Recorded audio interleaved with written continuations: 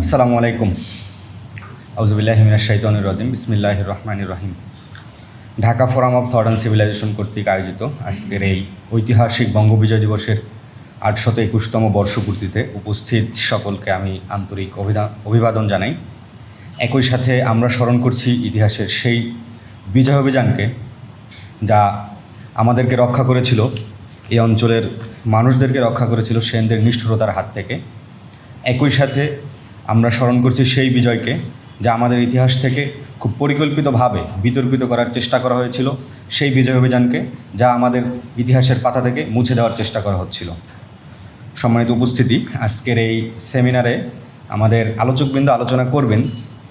তবুও এই কেন আমরা এরকম একটি দিবসকে পালন করার পথ বেছে নিলাম, কিংবা আমাদের নাম বা কর্মসূচি অনুযায়ী এই ধরনের একটা দিবসে এরকম একটা সেমিনার আয়োজনের কেন প্রয়োজনীয়তা পড়লো, এরকম একটি প্রেক্ষাপট দিয়ে আমি আমার কথা শুরু করতে চাই। আজকে যখন আমরা বঙ্গবিজয় দিবসের কথা বলছি, এমন একটা জায়গা থেকে বলছি, এমন একটা ভূখণ্ড থেকে বলছি যেখানকার অধিকাংশ মানুষই হচ্ছে মুসলমান। কাজেই এটা শুধুমাত্র আমরা অনেক সময় এটাকে বলি যে এটা হচ্ছে কি একটা সাম্প্রদায়িক চিন্তাভাবনা বা এই জাতীয় কারণেই কি আমরা মুসলমানদের এই সভ্যতাকে পালন করি না। এখন এই অঞ্চলে থাকেই মুসলমান, তাহলে তারা কী করবে? তারা কি অন্য কোনো সভ্যতার চর্চা করবে এবং সেটাকে ধারণ করবে? আমি মনে করি যে এই ধরনের বিতর্কিত অবস্থান হচ্ছে এক ধরনের অযৌক্তিকতা, এবং এটা হচ্ছে ওই যে অনেকটা লিবারালিজমের একটা আছে না, যে সে সবার করে দেয়, কে কোন ধর্ম পালন করবে এইটাও সে নির্ধারণ করে দেয়। আচ্ছা, তুমি মুসলমান, ঠিক আছে, তাহলে তুমি ইসলামের এই বিষয়গুলোকে পালন করবা, কিন্তু ধর্ম তো কারো অন্যের নির্ধারিত নিয়মে চলবে না, ধর্ম চলবে তার নিজের নির্ধারিত নিয়মে। এখন আমি যদি কোনো হিন্দু ধর্মের ভাইকে বলি যে ভাই ঠিক আছে, আপনি পূজা করেন, এখন আর আপনি পূজা করার দরকার নেই, আপনি টুপি পরে আইসা মসজিদে বসে থাকেন এবং দান টান হলে খাবেন, এটা তো হয় না। প্রত্যেক ব্যক্তি তার অবশ্যই সে আমার ধর্মের ব্যাপারে ব্যাখ্যা বিশ্লেষণ করতে পারে, এটার আমার ভুল ভ্রান্তিও ধরতে পারে, কিন্তু আমি কীভাবে ধর্ম পালন করবো এটার উপরে কেউ বাধ্যবাধকতা দিতে পারে না। তো যাই হোক, এটা কোনো ধর্মীয় লেকচারের সেশনও না, আর আমিও কোনো ধর্মতাত্ত্বিক না, কিন্তু এই বিষয়টা আমার অধিকাংশ সময় মনে হয়েছে যে আমরা অনেক সময় ব্যাখ্যা বিশ্লেষণের সময় এই দৃষ্টিভঙ্গিটা লালন করি যে সব কিছুকে আমরা সংজ্ঞায়িত করতে দিতে চাই আমার মতো করে, এবং আমি আমার মতো করে আমার মতকে পালন করতে বাধ্য করতে চাই। তো যাই হোক, যেহেতু বঙ্গবিজয় দিবসের কথা আসছে, তো আমি মনে করি যে এর মাহাত্ম্য কিংবা বখতিয়ার খিলজি সে সময় কী করছে, এই বিজয় কেন জরুরি ছিল, এ ব্যাপারে আলোচকগণ আলোচনা করবেন। কিন্তু বঙ্গবিজয় দিবসকে কেন আবার নতুন করে আমাদের পালন করা দরকার, কেন আমরা এই দিবসকে নতুন করে মানুষের সামনে নিয়ে আসতে চাই, এর একটি বড় কারণ হচ্ছে সিরিয়ার প্রখ্যাত ঐতিহাসিক মুস্তফা সিবাইয়ের একটি কথা আছে, যে জাতি তার গৌরবোজ্জ্বল অতীত থাকার পরেও ইতিহাসের ব্যাপারে অজ্ঞ থাকে সে জাতির কোনো বর্তমান নেই, আর যে জাতি তার নিজস্ব স্বকীয় বৈশিষ্ট্য মূল্যবোধ থেকে নিজেদেরকে বিরত রাখে সে জাতির কোনো ভবিষ্যৎ নেই। তো আমরা যেহেতু বর্তমান এবং ভবিষ্যৎ দুটিরই প্রত্যাশা করি এবং একটি সুন্দর ভবিষ্যৎ কামনা করি, সেই সুন্দর ভবিষ্যতের লক্ষ্যেই আমাদের ইখতিয়ার উদ্দিন মোহাম্মদ বিন বখতিয়ার খিলজির বাংলা বিজয়কে পালন করা। তো ইখতিয়ার উদ্দিন মোহাম্মদ বিন বখতিয়ার খিলজিকে নিয়ে যখন আমরা কথা বলতে যাচ্ছি, তখন আমরা দেখতে পাই যে আমাদের সবচেয়ে বড় যে প্রশ্নটির সম্মুখীন হতে হয় সেটা হচ্ছে যে ইখতিয়ার উদ্দিন মোহাম্মদ বিন বখতিয়ার খিলজি কি দখলদার ছিল নাকি বিজেতা ছিল? এই প্রশ্নটি আমাকে সবাই করে। বিশেষত এই প্রোগ্রামের ঘোষণা দেওয়ার পরে অনেকেই এই বিষয়টি নিয়ে আলোচনা সমালোচনা পক্ষে বিপক্ষে মতামত দিয়েছেন। তো ইতিহাস সবসময় ব্যাখ্যা বিশ্লেষণের দাবি রাখে সেই জায়গা থেকে, এবং দেখা গেছে যে পাশ্চাত্য সভ্যতার উত্থান পরবর্তী সময় আসলে তাদের যে দৃষ্টিভঙ্গি, সেখানে হচ্ছে ইতিহাসের সত্য বলতে কিছু নাই। ইতিহাস কি? ইতিহাস হচ্ছে যার শক্তি আছে তার ইতিহাস আছে, সে তার মতো করে ইতিহাস লিখতে পারে। তো ইতিহাস হলো দার্শনিক ও ইতিহাসদের দৃষ্টিভঙ্গির একটি ফলাফল। তো এইরকম একটি চিন্তাধারা যখন আমাদের সমাজে ব্যাপকভাবে প্রভাব বিস্তার করে, তখন আমরা স্মরণ করি আমাদের ইসলামী সভ্যতার ইতিহাসের যে ধারা, যা নিয়মতান্ত্রিক উসুল ও ম্যাথোডোলজির মধ্য দিয়ে ইতিহাস থেকে সত্যকে বের করে নিয়ে আসার জন্যই মূলত চেষ্টা করে। তো আমরা যেহেতু সেই সভ্যতার সন্তান এবং সেই সভ্যতাকে ধারণ করি, তাই আমরাও আরও একবার প্রয়াস চালাচ্ছি যে কীভাবে বাংলাদেশে এবং এই অঞ্চলে, বাংলাদেশ বলতে আমরা ভৌগোলিক বাংলাকেই বুঝতেছি না, আমাদের ঐতিহাসিকভাবে যে বাংলার যেই সম্পর্ক এবং আমাদের সাথে যাদেরই সম্পর্ক স্থাপিত হয়েছে, যেমন একটা ছোট বিষয় স্মরণ করানোর জন্যই মূলত, যেমন ঢাকার সাথে আসলে সিলেটের যে সম্পর্ক, এর থেকে ঢাকার সাথে বেশি সম্পর্ক হচ্ছে বিহারের, কারণ এই অঞ্চলকে ধরে একটা ভৌগোলিক আছে, সম্পর্ক আছে। তো আমি ওই দিকে আর যাইতে চাই না। তো এইখানে আরেকটা বড় যে প্রশ্ন আসে যে আসলে কি ইখতিয়ার উদ্দিন মোহাম্মদ বিন বখতিয়ার খিলজি নালন্দা বিশ্ববিদ্যালয়কে ধ্বংস করেছিলেন কিনা। এখন যদি আমি আজকে দাঁড়িয়ে যখন এই কথা বলতেছি, তখন আমাদের দেশে ইখতিয়ার উদ্দিন মোহাম্মদ বিন বখতিয়ার খিলজির চরিত্রটাকে তার চরিত্রটা হচ্ছে তিনি নালন্দা বিশ্ববিদ্যালয় ধ্বংস করছেন, এদেশে আইসা লুটপাট করছেন, সব কিছু নিয়ে গেছেন। আচ্ছা, কোথায় নিয়ে গেছে? তার কবর কোথায়? এখানে কি কেউ জানেন? তার কবর হচ্ছে দিনাজপুরে। এটা বাংলাদেশের না, ভারতের দিনাজপুরে আর কি। তো যাই হোক, তো তিনি কোথায় নিয়ে গেছেন? তিনি কি নিয়ে লন্ডন শহর করছেন? গড়েন নাই, তিনি এই অঞ্চলেই আছেন। তো এটা শুধু ইখতিয়ার উদ্দিন মোহাম্মদ বিন বখতিয়ার খিলজির ক্ষেত্রেই না, আমরা মোগল সালতানাতকেও বলি হচ্ছে মোগল সাম্রাজ্যবাদ, কিংবা দিল্লিকেও দিল্লি সাম্রাজ্যবাদ, এইভাবেই, বা যারা যে ধরনের সুলতান আছেন তাদেরকে আমরা এই নামে অভিহিত করে থাকি। তো এখানে একটি কমন প্রশ্ন আসে, আমরা কি আসলে সাম্রাজ্যবাদী নাকি? এবং ব্রিটিশদের ক্ষেত্রে আবার আমরা বলি হচ্ছে ব্রিটিশ উপনিবেশ, এবং আমরা বলি যে এই উপনিবেশ এখানে এসে আমাদেরকে অনেক কিছু উপহার দিছে, আমাদেরকে ট্রেন দিছে, কারণ না হলে আমরা চলতে পারতাম না, এই দিছে সেই দিছে, অনেক কিছুই দিছে। তো এখন আমরা একটু এই উপনিবেশবাদী চিন্তাভাবনার পর্যালোচনা অবশ্যই করতে হয়। এটা শুধুমাত্র আজকে এই বখতিয়ার খিলজির ক্ষেত্রেই না, আমরা যদি আমাদের সভ্যতার ইতিহাসকেও পর্যালোচনা করি তাহলে এই বিষয়টি আমাদের খুব ভালোভাবে বুঝতে হবে যে ব্রিটিশ উপনিবেশবাদের সাথে ইখতিয়ার উদ্দিন মোহাম্মদ বিন বখতিয়ার খিলজির তুর্কি থেকে, যদিও তিনি তুর্কি বংশোদ্ভূত, মানে তুর্ক জাতির অন্তর্ভুক্ত, কিন্তু তিনি তো আফগানিস্তানের, তিনি কিন্তু তুর্কিরও কোনো সন্তান না। তো যাই হোক, যদিও তাকে বলা হয় যে তুর্কি দস্যু, তা আমরা এই তুর্কি দস্যুদের চিন্তাভাবনা সম্পর্কে একটু দেখি। তো আমরা সাধারণত সাম্রাজ্যবাদ বলতে যে জিনিসটা বুঝি সেটা হচ্ছে বৈদেশিক সংখ্যাগরিষ্ঠ মানুষ কর্তৃক অন্য কোনো দেশের মানুষের ইচ্ছা ও অভিজ্ঞতার বিরুদ্ধে শক্তি প্রয়োগের মাধ্যমে তাদের নিয়ন্ত্রণ করা এবং তাদের যা কিছু আছে সেগুলোকে নিজেদের স্বার্থে ব্যবহার করা, এবং সে দেশের সকল অর্থনৈতিক প্রতিষ্ঠানগুলোকে লুট করে নিজেদের দেশে নিয়ে যাওয়া। যেমন আমরা ভারতীয় মহাদেশের ক্ষেত্রে এটা দেখতে পাই ইস্ট ইন্ডিয়া কোম্পানি, এবং আমেরিকার ক্ষেত্রে দেখতে পাই পশ্চিম ইউরোপিয়ানরা, একই সাথে আলজেরিয়ায় দেখতে পাই ফরাসিদের। এইভাবে করে বিভিন্ন দেশেই বিভিন্ন সময় উপনিবেশবাদ স্থাপিত হয়েছে। তো এই উপনিবেশবাদের সংজ্ঞা কি? উপনিবেশ বানানোর অর্থ হলো কোনো একটি জনগোষ্ঠী কর্তৃক বসবাসকৃত একটি অঞ্চল থেকে অন্য একটি অঞ্চলে সেখানে বসতি স্থাপন করা এবং সেখানের অবস্থা বুঝে তাদের নিজেদের কল্যাণে স্বয়ংসম্পূর্ণ একটি ব্যবস্থা বা সিস্টেম প্রতিষ্ঠা করা, এটি হলো উপনিবেশের মূল অর্থ। তো ব্রিটিশরা কি এখানে আইসা সুন্দর একটা স্বয়ংসম্পূর্ণ ব্যবস্থা প্রতিষ্ঠা করছিল নাকি? উপনিবেশবাদের যেই সংজ্ঞা আমরা দেখলাম, এই সংজ্ঞা কি আসলে ব্রিটিশদের যেই সংজ্ঞা, এই সংজ্ঞার সাথে সম্পূর্ণ একমত আমরা? ব্রিটিশরা কি এখানে এসে কি তাদের মধ্যে একটা সিস্টেম প্রতিষ্ঠা করছে যেটা আমাদের এই মানুষের কল্যাণে লাগছে? এটা সম্পূর্ণ ভুল একটা কথা। তারা এসে এখানে কি করছে? তারা এসে আমাদের লুণ্ঠন করছে, আমাদের ভাষাকে ধ্বংস করছে, আমাদের জাতির মধ্যে ধর্মীয় সংঘাত সৃষ্টি করছে, আমাদের সাহিত্য ধ্বংস করছে, অর্থনীতি ধ্বংস করছে। এক কথায় বলতে গেলে তারা এখানকার কোনো কিছুকেই করেনি, এবং তাদের একটা উদ্দেশ্য আছে। তারা আসে কি, তারা বলে আমাদের উদ্দেশ্য হচ্ছে কি, সারা পৃথিবীর মানুষকে আমরা সভ্য করব। কিভাবে সভ্য করব? আমাদের মতো এক ভাষায় কথা বলতে হবে, এক ধরনের খাবার খাইতে হবে, এক ধরনের পোশাক পরতে হবে। এই যে একটা শোষণ, এই শোষণ এবং মুসলমানদের মধ্যে পার্থক্য আছে। সেই পার্থক্যটা আসলে কি?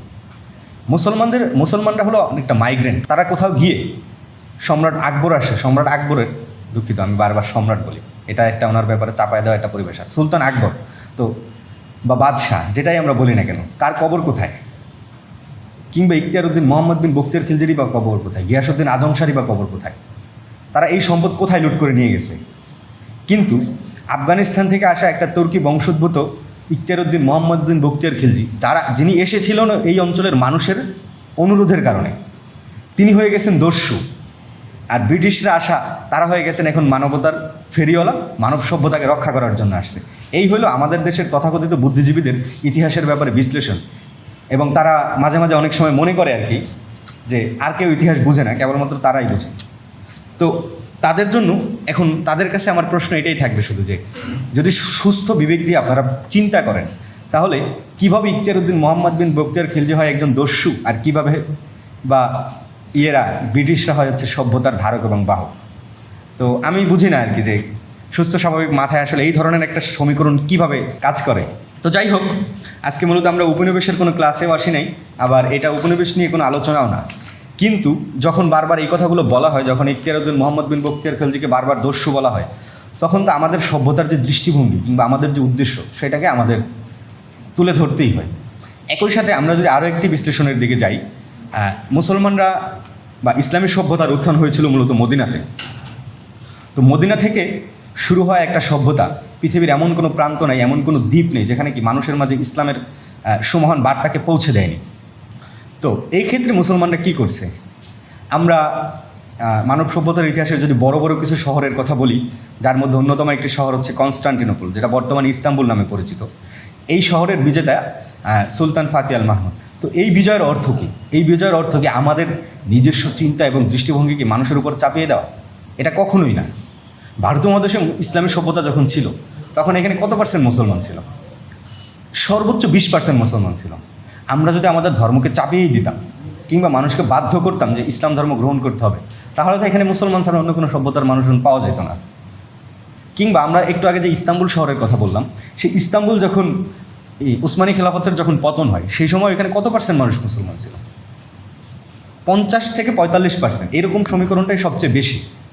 এর বাইরে ইহুদিরা ছিল, খ্রিস্টানরা ছিল সবচেয়ে বেশি, যেহেতু এটা খ্রিস্টানদের একটা পবিত্র শহর। তো এখন সভ্যতার উত্থান পতন অনেক সময় হয়েছে, এক সভ্যতা আরেক সভ্যতার উপর বিজয় অর্জন করছে। একইভাবে মুসলমানদেরও তো সাময়িক ইসলামী সভ্যতারও পতন হয়েছে। তো এর মানে তো এই নয় যে কি কোনো সভ্যতা অপর সভ্যতার উপর বিজয় অর্জন করবে না। কিন্তু আমরা ইখতিয়ারউদ্দিন মোহাম্মদ বিন বখতিয়ার খিলজির বিজয়ের ক্ষেত্রে এটা সবসময় দেখি যে ওনাকে দস্যু, লুটেরা, এরপরে কি ভারতীয় মহাদেশে মুসলমানরা আসছে, এখানকার সম্পদ ছিল তার সব লুট করার জন্য।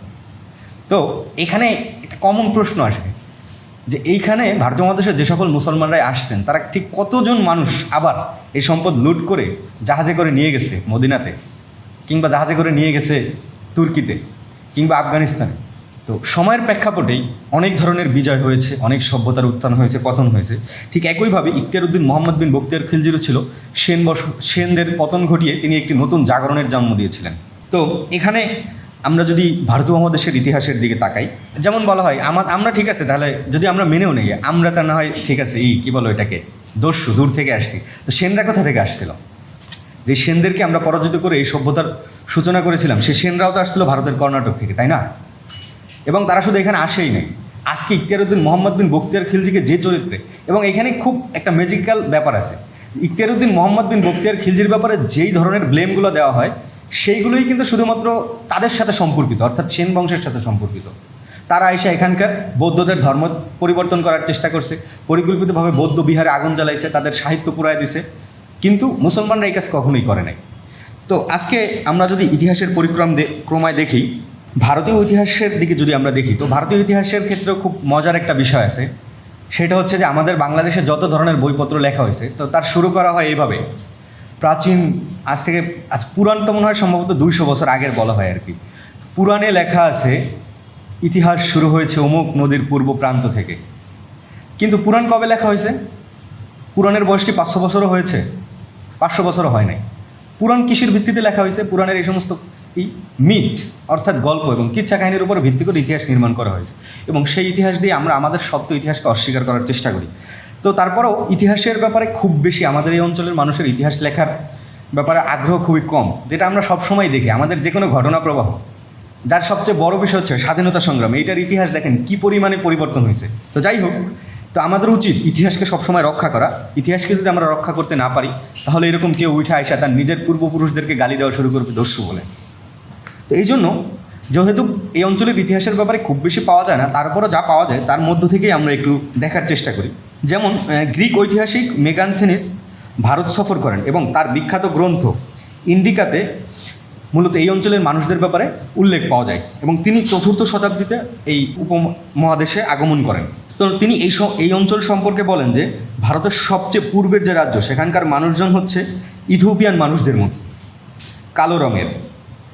এরপর হচ্ছে জলভূমি অঞ্চলে হচ্ছে তারা কি করেন, কৃষিকাজ করে জীবনযাপন করেন।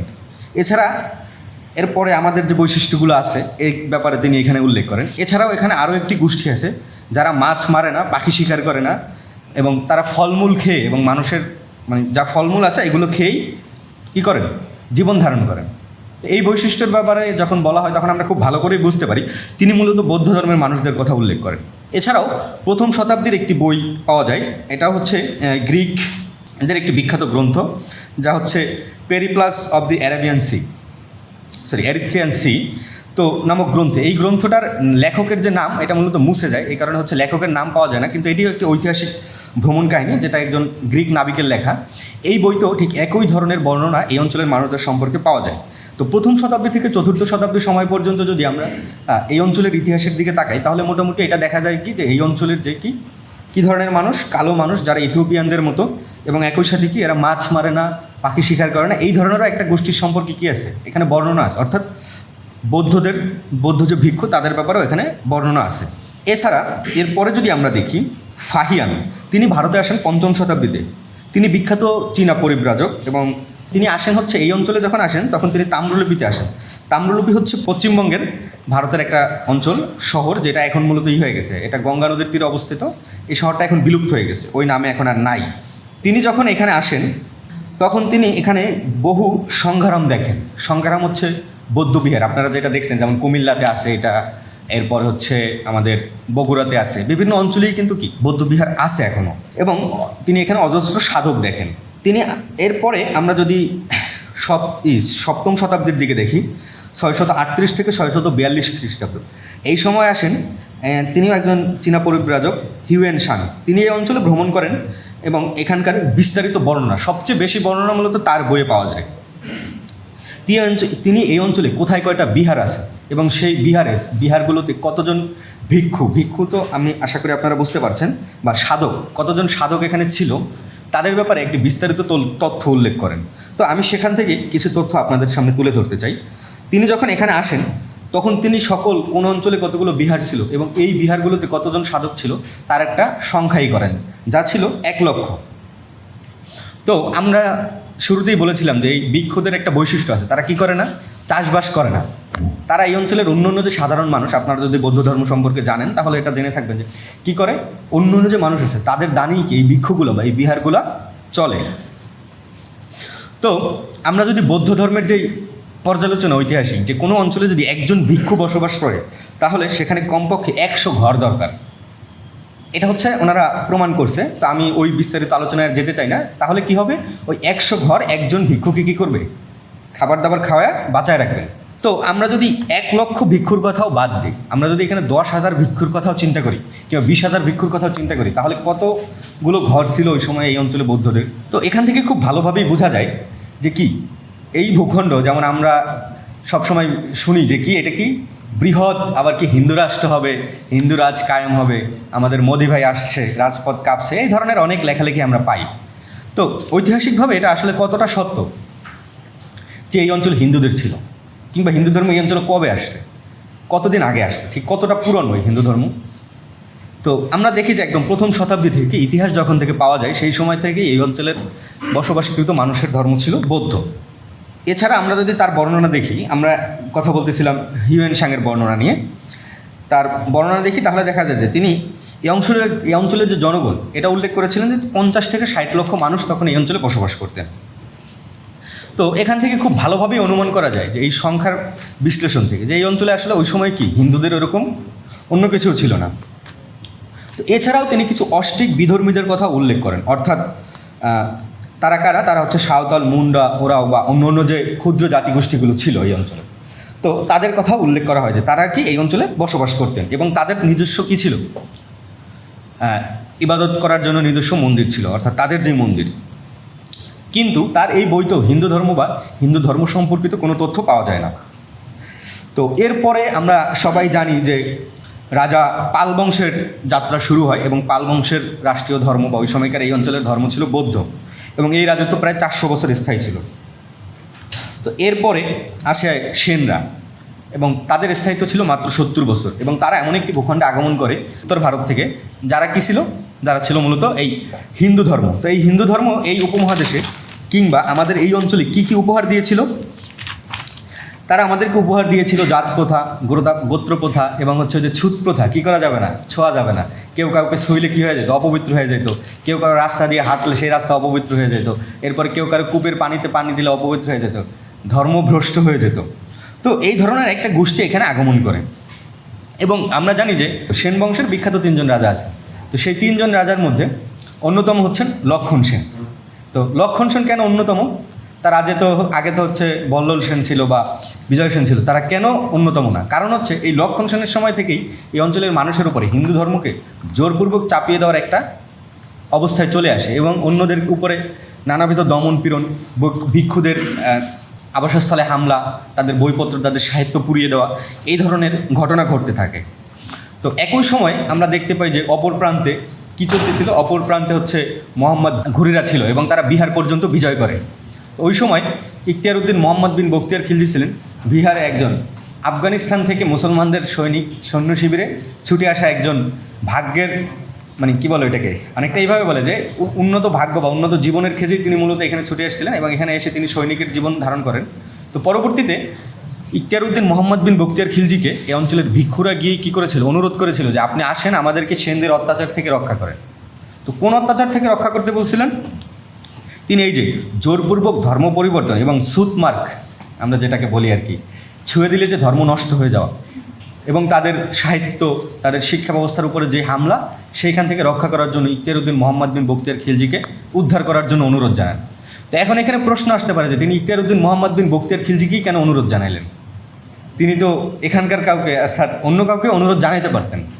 কারণ হচ্ছে তারা মুসলমান ধর্ম সম্পর্কে জানতেন যে এই মুসলমানরা কী করছে, ভারতীয় মহাদেশে আসছে, তাদের মধ্যে কী নাই, কোনো জাত প্রথা নাই, ধর্ম প্রথা নাই। এবং আপনারা হয়তো অনেকেই জানেন যে বৌদ্ধ ধর্ম এবং ইসলাম ধর্মের যে মৌলিক দৃষ্টিভঙ্গি, এর মধ্যে যেমন এখন হয়তো বৌদ্ধ ধর্ম অনেক চেঞ্জ হয়ে গেছে, ওই সময় পর্যন্ত যেটা ছিল, যেমন আমাদের চূড়ান্ত হাকিকত কি? আল্লাহ, তাই না? কিন্তু বৌদ্ধ ধর্মের চূড়ান্ত হাকিকত হচ্ছে জ্ঞান, মানে পার্থক্যের জায়গাটা খুবই কম। যেমন ওনারা সত্য বলে জ্ঞানকেই বিশ্বাস করতেন। তো এই দৃষ্টিকোণ থেকে তারা দেখলেন যে মুসলমানদের নিকট আমরা যাইতে পারি এবং যেহেতু আমাদের সাথে অনেক কিছুই তাদের মিলে, তাই আমরা কি করি, তাদের কাছে আমাদের রক্ষার জন্য অনুরোধ জানাই। ঠিক এই কারণেই ইখতিয়ার উদ্দিন মোহাম্মদ বিন বখতিয়ার খিলজির কাছে তারা গেলেন এবং গিয়ে অনুরোধ করলেন যে আমাদেরকে এই অত্যাচার থেকে রক্ষা করেন। এবং আমরা যদি ঐতিহাসিকভাবে আরও একটু পর্যালোচনা করি বা ব্যাখ্যা বিশ্লেষণ করি, তাহলে এই বিষয়টাও কিন্তু খুব ভালোভাবেই দেখা যায় যে কি ওই সময়ে ইখতিয়ার উদ্দিন মোহাম্মদ বিন বখতিয়ার খিলজি আসলেন, তিনি মাত্র 17 জন সৈনিক নিয়ে আসলেন, তাই না? বলা হয় যে তিনি পথ ভুল করছেন, এরপরে কি তিনি গিয়ে ভুলে একটা বৌদ্ধ বিহারে হামলা করে ওইখানে মেরে ফেলছেন। আচ্ছা, আমরা সবাই তার ইতিহাস জানি না, তিনি এত ক্ষিপ্রতার মাধ্যমে ছুটে আসছিলেন যে অন্য সৈনিকরা তার সাথে আসতেই পারেনি, মাত্র 17 জন তার সাথে আসতে পারছে।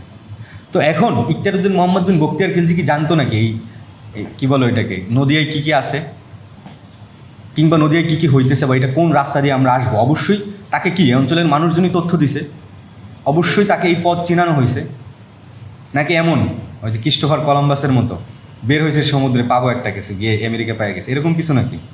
বিষয়টা কিন্তু মোটেই এরকম না। এখানে বিস্তারিত তথ্য ছিল এবং তার জানা ছিল, এই জন্যই হয়তো তিনি এইভাবে করে নদিয়ায় আসতে পারছেন। এবং একটা রাজার কোন সময় আসলে একটা দেশের শাসক আসলে পালায়?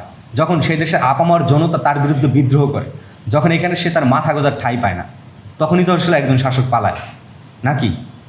তো একই ক্ষেত্রে ওই সময় লক্ষণ সেনের ক্ষেত্রে একই ঘটনাই ঘটে যে ওই সময়ের ওইখানকার সাধারণ মানুষ তার জোরপূর্বক ধর্মান্তরিত করার যেই প্রচেষ্টা, সেটা অতিষ্ঠ হয়ে এবং তাদের অত্যাচারে যাই কী করছে, তখন ইখতিয়ার উদ্দিন মোহাম্মদ বিন বখতিয়ার খিলজির কাছে মুক্তির আবেদন জানাইছে।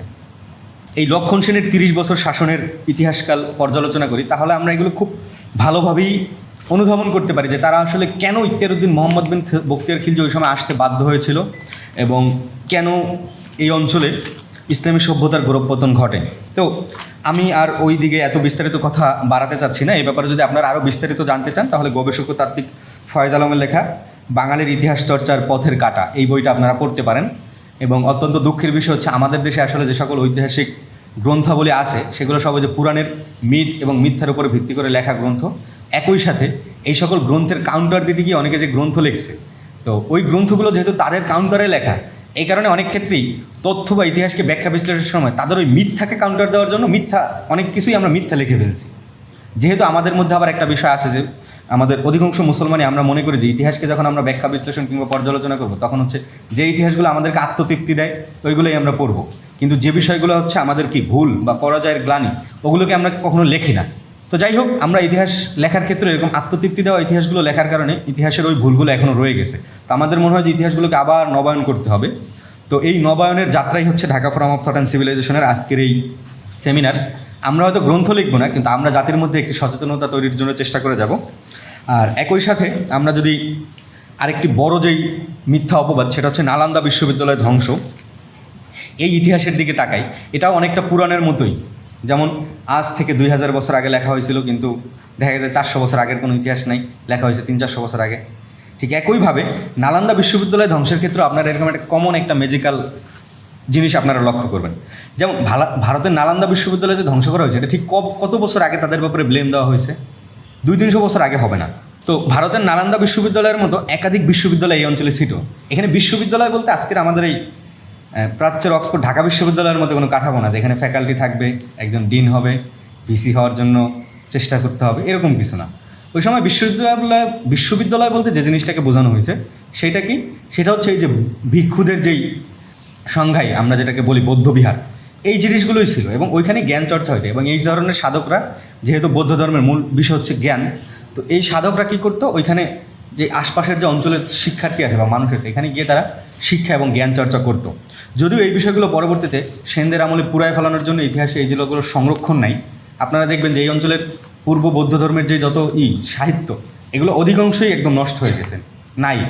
যেহেতু নাই, তো এখানে দুইটা পর্যালোচনা। প্রথমত হচ্ছে নাই, এবং দ্বিতীয়ত বলা হচ্ছে কারা পড়াইছে? মুসলমানরা, এবং বখতিয়ার খিলজি এসে পড়াইছে। তো এটা কবে পড়াইছে? এটা 1205 খ্রিস্টাব্দে বা এই সময়কালেই পড়াইছে। যেমন ঐতিহাসিকভাবে সবচেয়ে বড় যে বিষয় মত পাওয়া যায় যে বখতিয়ার খিলজি 1205 সালে আসছে। 1205 সালের 12ই মে তিনি এসে এটা পড়াইছেন। ওকে, আমরা মেনে নিলাম তিনি এটা পড়াইছেন।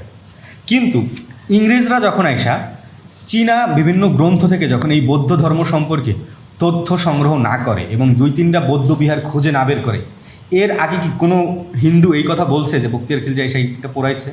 কোনো সাহিত্যে আছে? কোনো ব্যক্তি বলছেন? এর আগে মনে ছিল না। মোগলকালেও ব্রাহ্মণ্যবাদীরা পুরাণ, উপনিষদ, স্মৃতি ইত্যাদি অনেক সাহিত্য রচনা করেছেন। এই ধরনের কোনো সাহিত্যে বৌদ্ধ সম্পর্কে কিংবা এই যে বৌদ্ধ বিহার পুরানো হয়েছে এই সম্পর্কে কোনো একটা তথ্যের কথা বলা হয় না। কিন্তু এখন এসে কী বলা হইতেছে? এখন এসে বলা হইতেছে মুসলমানরা এগুলো জ্বালাই দিচ্ছে, এগুলো পুরাই দিতেছে, এই করছে সেই করছে। এরপরে যে সকল বিশ্ববিদ্যালয় পুরানো হয়েছিল সে সকল বিশ্ববিদ্যালয়ে সংস্কৃত বেদাতি গ্রন্থসমূহ ছিল, কিন্তু সেগুলো কী করছে? সেগুলো ইখতিয়ারউদ্দিন মোহাম্মদ বিন বখতিয়ার খিলজি পুরায় নাই। কেন পুরায় নাই? কারণ হচ্ছে তিনি সেনদের বিরুদ্ধে যে যুদ্ধ করছেন, লক্ষণ সেনকে পরাজিত করছেন, যেহেতু তিনি একজন ব্রাহ্মণ ছিল। তো বখতিয়ার খিলজি যেটা চিন্তা করছেন যে যেহেতু একজন ব্রাহ্মণকে পরাজিত করতেছি, তাহলে তাদের শিল্প সাহিত্য রেখে দেই, এগুলো পোড়ানোর দরকার নেই, শুধুমাত্র কী করি বৌদ্ধদেরটা পুরায় দেয়, যেহেতু তারা আমাকে আমন্ত্রণ জানাইছে। তা আমরা অনেক সময় আমন্ত্রণকারী ব্যক্তিদের ক্ষতি করার চেষ্টা করি। তো ইখতিয়ারউদ্দিন মোহাম্মদ বিন বখতিয়ার খিলজি সম্ভবত এই কথা চিন্তা করছিলেন যে তাহলে আমি কী করি, ব্রাহ্মণ সাহিত্যকে বাঁচায় রাখি এবং বৌদ্ধদের সাহিত্য কী করি, পোড়ায় দেই। তো ইতিহাস পর্যালোচনা করলে আমরা এই বিষয়টাই দেখতে পাই। এরপরে নালন্দা বিশ্ববিদ্যালয়ের মতো আরও প্রায় 70টি বিশ্ববিদ্যালয় ওই সময় এই উপমহাদেশে ছিল, যেগুলোর কি ঐতিহাসিক জিকির আছে, অর্থাৎ এই ঐতিহাসিকভাবে এগুলোর তথ্য পাওয়া যায়। তো নালন্দা বিশ্ববিদ্যালয় নয় বখতিয়ার খিলজি পড়াইছে, তাহলে বাকি যে 69টা এটার তো ইতিহাস পাওয়া যায় না। আর বখতিয়ার খিলজি খুব বেশি দিন বেঁচেও ছিল না। আমরা জানি যে তিনি এরপরেই কী করছিল, তিব্বত অভিযান করছে, বিভিন্ন জায়গায় গিয়ে ওখানে পরাজয় হয়। তো আমরা ইখতিয়ারউদ্দিন মোহাম্মদ বিন বখতিয়ার খিলজির যদি নালন্দা ধ্বংস করে, তো বাকি যে 69টা বিশ্ববিদ্যালয় ছিল এগুলো কারা ধ্বংস করছে? সেই ধ্বংস করা ইতিহাসগুলো কোথায়? তো এই ব্যাপারে খুব বেশি তথ্য আসলে পাওয়া যায় না। আমি আপনাদের সামনে একটি সংক্ষিপ্ত সমীকরণ তুলে ধরতে চাই, যেটা হচ্ছে বড়সম্ভদী ভিক্ষু, উনি একজন বৌদ্ধ ধর্মের গবেষক এবং উনি নিজেও একজন বৌদ্ধ ধর্মের অনুসারী। তিনি তার গবেষণায় তুলে ধরেছিলেন এবং তিনি এটা শিরোনামে দিয়েছিলেন এইভাবে যে নালন্দা বিশ্ববিদ্যালয় ধ্বংসের ঐতিহাসিক অনুসন্ধান। এবং তিনি এখানে প্রমাণ করেছেন খুব ভালোভাবে, আপনারা এই প্রবন্ধটি পড়লেও খুব ভালোভাবে দেখবেন যে ইখতিয়ারউদ্দিন মোহাম্মদ বিন বখতিয়ার খিলজি আসলে কি বৌদ্ধবিহার ধ্বংস করে নাই কিংবা নালন্দাও ধ্বংস করে নাই। এখানে ধ্বংস করছে মূলত কারা? এখানে ধ্বংস করছে হচ্ছে এই যে ব্রাহ্মণরা, এবং ওইখানকার বাছাইকৃতভাবে তারা সংস্কৃত গ্রন্থগুলো বাদ দিয়ে বৌদ্ধদের যত গ্রন্থ ছিল সেগুলোকে তারা কী করছে, পুরাই দিছে। এবং বৌদ্ধ বিহারে তারা একাধিকবার হামলা করছে এবং নালন্দা বিশ্ববিদ্যালয়ে তারা হামলা করেছে। তো মূলত এটা নালন্দা বিশ্ববিদ্যালয়ে তারা কী নিয়ে হামলা করছিল, তো এটা যদি আমরা দেখি, তিনি বলতেছেন যে বিহারে স্থিত প্রাচীন নালন্দা বিশ্ববিদ্যালয়কে ধ্বংস করার জন্য বখতিয়ার খিলজির উপর দোষ দেওয়া হয়েছে। তিনি যে নালন্দা বিশ্ববিদ্যালয় ধ্বংস করেছেন তার ঐতিহাসিক কোনো প্রমাণ এখনও পাওয়া যায় নাই, বরং নালন্দা বিশ্ববিদ্যালয় ধ্বংস করেছিলেন ব্রাহ্মণরা তার প্রমাণ রয়েছে। বৌদ্ধ ধর্মের বারবারান্ত প্রভাবকে তারা সহ্য করতে পারেননি। বিভিন্ন গবেষক স্রোতের উদ্ধৃতি দিয়ে অধ্যাপক ঝা লিখেছেন যে বৌদ্ধ ভিক্ষু এবং ব্রাহ্মণ্যবাদীদের মধ্যে অনেক সময় হাতাহাতি হয়েছিল। এরপর ব্রাহ্মণ্যবাদীরা তাতে এতই নারাজ হয়েছিল যে 12 বছর পর্যন্ত ভগবান সূর্যের উদ্দেশ্যে যজ্ঞ করেছিলেন এবং অতঃপর জ্বলন্ত কুণ্ডের আঙ্গার নিয়ে তারা বৌদ্ধ মন্দির ও বিহার সমূহে নিক্ষেপ করেছিলেন। তো এটা হচ্ছে তার কথা যে ওই সময় আসলে বৌদ্ধদের সাথে এইখানকার যে ব্রাহ্মণরা ছিল তাদের কেমন সম্পর্ক ছিল। যে সমস্ত বৌদ্ধ ইমারত সমূহের উপর হামলা করা হয়েছিল সেগুলোর মধ্যে যুক্ত ছিল নালন্দা বিশ্ববিদ্যালয়।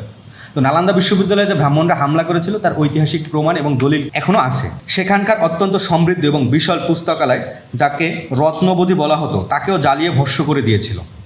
এ প্রাচীন অধ্যয়ন কেন্দ্রকে নষ্ট করার জন্য ইখতিয়ারউদ্দিন মোহাম্মদ বিন বখতিয়ার খিলজির উপরে দোষারোপের উদ্দেশ্য ছিল বৌদ্ধ ধর্ম এবং ব্রাহ্মণদের মধ্যে যে সংঘর্ষ হয়ে আসছিল প্রাচীনভাবে ইতিহাসের ধারা, এবং সত্যিকারের সেই দিকে যে মানুষের যাতে কোনো দৃষ্টি না যায়, এবং যেহেতু ব্রিটিশরা এটাকে খুঁজে নিয়ে আসছে, তো আবার তো এই আলোচনাগুলো সামনে আসতেছিল।